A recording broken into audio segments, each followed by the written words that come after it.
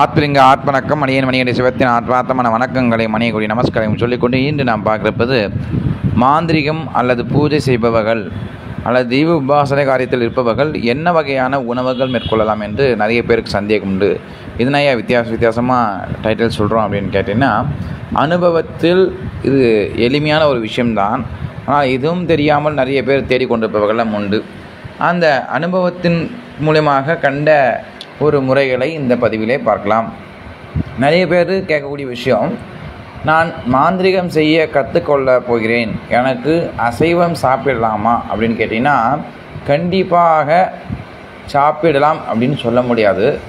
ஆனால் உங்கள் மனம் அலைப்பாயும் விதத்தில் இருக்கும்போதோ அல்லது அசைவம் சாப்பிடவில்லை என்றால் நான் சோர்ந்து விடுவேன், மனதளவில் ரொம்ப கஷ்டப்படுவேன் அப்படின்னு நினைக்கும்போது, அமாவாசை, பௌர்ணமி, அஷ்டமி, வெள்ளிக்கிழமை, திங்கட்கிழமை இந்த நாளில் மட்டும் அசைவம் சாப்பிடாமல் இருப்பது ரொம்ப ரொம்ப விசேஷமானது.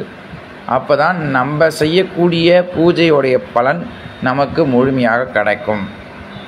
இல்லை அதேமாரி எனக்கு உக்கிரம் வந்து விட்டது, எனக்கு காலி வந்து விட்டது, எனக்கு மாறி வந்துடுச்சு, இல்லை எனக்கு பசி வந்துடுச்சு, என் பொண்டாட்டி சாப்பிடும் போது என் பிள்ளைங்க சாப்பிடும் போது எனக்கு அது மேலே ஆசை வந்துடுச்சு அப்படின்னா, அதை சாப்பிட்டு ஏறக்குறைய ஒரு 3.25 மணி நேரம் கழித்து பல்லு வளக்கிட்டு மலம் ஜலம் கழித்து விட்டு குளித்து விட்டு அதை மறந்து விட்டு பூஜை செய்ய வேண்டும் என்று சொல்லலாம்.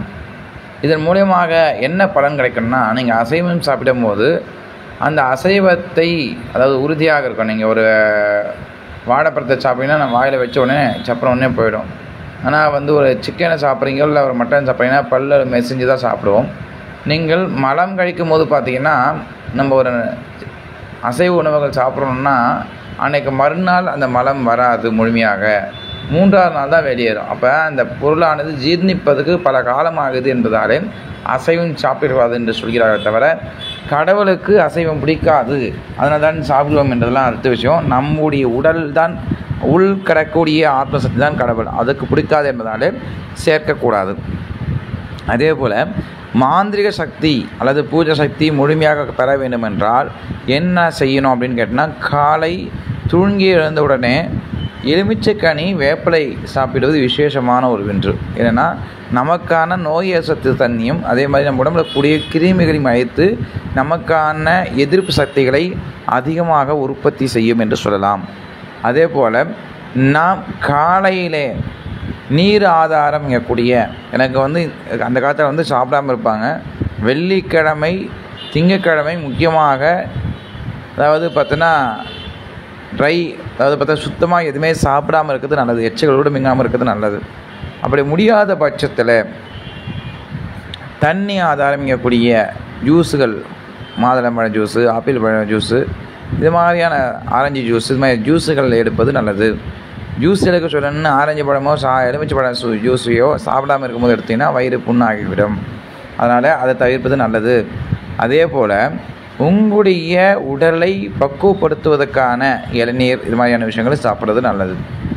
அதே போல் என்னால் அப்படி இருக்க முடியாது அப்படின்னா, நீர் ஆதாரமிக்கக்கூடிய உடைச்ச அரிசி கஞ்சி, அதாவது அரிசியை லைட்டாக வறுத்துட்டு பசை இல்லாதவாறு உடைச்ச கஞ்சி, அதே போல் நீரை கூட சிறுக சிறுக அருந்த வேணும். அந்த காலத்தில் ஒரு பூஜை பண்ணும் போது பஞ்சபாத்தில் இருக்கக்கூடிய அந்த உத்திரணின்னு சொல்லுவோம், ஸ்பூன், அந்த ஸ்பூனால் கையில் தண்ணி எடுத்து விட்டு குடிப்பாங்க. ஏன்னா அந்த பூஜை பண்ணும் போது நமக்கான வயிறு எச்சல் வரக்கூடாது. நம்ம உடம்புக்கு பிராணங்கள் அச்சுதாயனமா, அனந்தாயனமா, கோவிந்தாயனமா என்று 3 முறை தண்ணி விடுவாங்க. ஏன்னா அச்சுதன், அனந்தன், கோவிந்தன் என்பது கோ என்றால் பசு, மாடு மேய்ப்புன்னு அர்த்தம். நம்ம புருவ மத்தியும் நம்முடைய மூலாதாரத்தையும் கட்டுப்படுத்துவதற்காக சொல்லி அந்த தீர்த்தம் சாப்பிடுவார்கள்.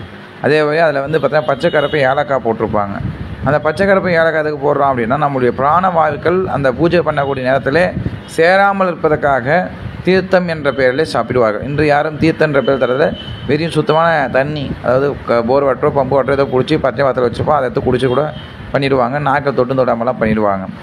அது மாதிரி நீர் ஆதாரங்களை எடுத்துவது கொள்வது நல்லது. அதே போல் முடிஞ்ச அளவுக்கு பழைச்சாறுகள், கஞ்சி, அதே மாதிரி எளிதில் ஜீரணமாகக்கூடிய காய்கறிகள், முக்கியமாக ஒரு விரதம் 48 நாள் நான் வந்து ஒரு உபாசனம் செய்ய போகிறேன், 21 நாள் பண்ண போகிறேன்னா வெஜிடேபிள் தானே அப்படின்னு முருங்கைக்காய் சாப்பிடக்கூடாது. ஏன்னா முருங்கைக்காய் வந்து உடல் உஷ்ணத்தை அதிகம் செய்யக்கூடியது, அதே மாதிரி பல்லில் மாட்டக்கூடியது. நாம் ஒரு உணவை சாப்பிடும்போது அது சாப்பிட்டு விட்டு அதில் இருக்கக்கூடிய சக்கையை துப்புவானால் அது கூட அசைவம் தான். அசைஞ்சு சாப்பிட்டால் அது பேர் அசைவம். சைனிச்சு சப்பியே சாப்பிட்டா அதான் பேர் சைவம். அதனால் அது மாதிரி சாப்பிடக்கூடாது. கீரை சாப்பிடக்கூடாது. கீரைகள்லாம் அவ்வளோ சீக்கிரம் ஜீரணமாகாது. அது வந்து மனதையும் உடலையும் சோர்வுக்கு கொண்டு போகும் என்பதாலே கீரை இரவில் சாப்பிடக்கூடாதுன்னு சொல்லுவாங்க. ஆனால் விரத காலத்தில் கீரை சாப்பிடக்கூடாது. அதே போல் அதிகப்படியான கோபங்களை உருவாக்கக்கூடிய விலங்குகளுடைய கறிகளை சாப்பிடுவது தவிர்ப்பது நல்லது. அதே போல் இரவு நேரத்தில் வெறும் பழ வகை மட்டும் சாப்பிட்டு விட்டு படுப்பது நல்லது. முடியாத பட்சத்தில் ஒரு டம்ளர் பால் குடிக்கலாம். அதே போல் அந்த பாலையும் சூடாக குடிக்கக்கூடாது. காஃபி, டீ, மோர், அதாவது பார்த்தோன்னா காஃபி, டீ என்கிறதை சூடாக குடிப்பது கூடாது. குளிர்ந்ததாக தான் குடிக்க வேண்டும். அதே போல் குளிர்ந்த சாதங்கள் தான் விரத காலத்தில் இருப்பவர்கள் தங்களுடைய சுவாசம் சித்தியாக வேண்டும் என்றால் உஷ்ணமாக இருக்கக்கூடிய உணவுகளையோ, உஷ்ணமாக இருக்கக்கூடிய குழம்புகளோ, உஷ்ணமாக இருக்கக்கூடிய டீ, காஃபியோ சாப்பிடக்கூடாது. சாந்தமான விஷயங்களை சாப்பிட்டால் பலன் கிடைக்கும். இது என்னையா புதுசாக இருக்குது அப்படின்னா, நான் அனுபவ முறைகளே ஒரு சிலருக்கு கொடுத்து அவர்களுக்கு ஆராய்ச்சி செய்து அது நடைபெற்றதையும் நான் செய்து நடைபெற்ற விஷயங்கள் தான் பதிவிடுகிறோம். அதே போல் உணவு முறையிலே பார்க்கும்போது முக்கியமாக, அதாவது மத்தியான காலத்தில் வந்து கத்திரிக்காய் குழம்பு, பச்சை அரிசி சாதம், அதில் கொஞ்சம் நெய் விட்டு கத்திரிக்காய் விட்டு சாப்பிட்றது நல்லது, சாப்பாடு சாப்பிட முடிவு பண்ணும்போது. அதே போல் காய்கறிகள், அரை வேக்காட்டில் இருக்கக்கூடிய காய்கறிகளை பிசைஞ்சு சாப்பிடுவது நல்லது. முக்கியமாக நீங்கள் ஒரு உபாசன தெய்வத்தை பண்ண போகிறீங்கன்னா அந்த உபாசன தெய்வத்தை வேண்டி அந்த உபாசன தெய்வத்துக்காக என்று நினைக்காமல் வாரம் ஒரு முறை, முக்கியமாக வெள்ளிக்கிழமை நாளில் பூமியிலே, அதாவது செவ்வாய்க்கிழமை இல்லை வெள்ளிக்கிழமை நாளில் தரையில் அன்னம் வைத்து அந்த அன்னத்தை சாப்பிடும்போது நமக்கான தெய்வ சக்தி அதிகமாக கூடும். அதே போல் நீங்கள் எடுத்த காரியம் உங்களுக்கு நடைபெற வேண்டுமென்றால் நீங்கள் உண்ணக்கூடிய உணவுகள் உங்கள் தெய்வமோ அல்லது உங்கள் இஷ்ட தெய்வமோ இல்லை உங்களுக்கு குருநாதராக இருக்கக்கூடிய ஒரு நபரையோ எண்ணிக்கொண்டு அவருக்கு ஒரு புடி வைத்து விட்டு நீங்கள் சாப்பிடும்போது அந்த உணவானது உங்களுடைய தெய்வத்துக்கு சமர்ப்பணமாகி அது உங்களுக்கு வளமும் நலமும் அளிக்கும். அதே போல் சப்பாத்தி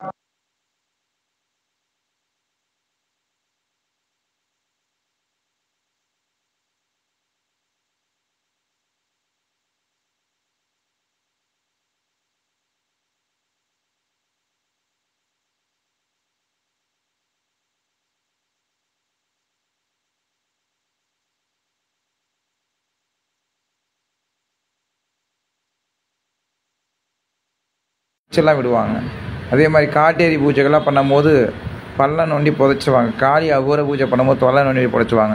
அப்போ நீங்கள் சாப்பிடக்கூடிய உணவை மற்ற உயிர்கள் சாப்பிடும்போது உங்களுடைய பலன், அதாவது நீங்கள் சாமி கும்பிட்றீங்க அப்படின்னா அந்த சாமியோட பலாபலன் அந்த சாப்பாட்டில் இருக்கும். அப்போ அந்த வந்து பார்த்தோன்னா மற்ற விலங்கினமோ அல்லது பறவைகளோ எடுக்கும்போது அந்த பலன் இயற்கையாக விலங்கினருக்கும் பறவைக்கும் அதிகமான ஈர்ப்பு சக்தி உண்டது என்பதாலே உங்களுக்கு தெய்வ சக்தி தடப்படும். இதையெல்லாம் பின்பற்றி பாருங்கள். வாழ்க்கை வளமும் நலம் பெறலாம். சிவாய நமக நம சிவாய.